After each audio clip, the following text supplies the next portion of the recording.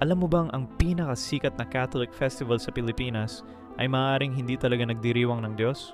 Ako si Nena. 23 taon na akong sumasayaw sa sinulog at ang 3 taon na nakalipas, nagsimula akong matakot sa sarili ko. Ang ritmo ng tambol sa sinulog ay mas matanda pa sa Magellan, mas matanda pa sa Santo Niño. Ang mga matatandang mananayaw dito sa Cebu ay matagal nang alam ito pero hindi nila sinasabi sa mga bago. Noong unang beses na nawala ang aking alaala, akala ko napagod lang ako. Pero nandoon ang aking kaibigan. Sinabi niya na nagpatuloy ako sa sayaw pero hindi na ako ang nakatingin sa kanya. Ibang mga mata na raw, taon-taon, mas matagal na ang pagkawala.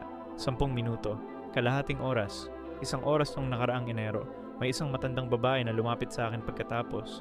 Hindi ko siya kilala. Sinabi niya, hinihintay ka nila, mga sundalo ni Lapu-Lapu. Taon-taon, bumabalik sila sa tunog na yon. At pagkatapos ay nagtanong siya, kailan ka handa na huwag nang bumalik?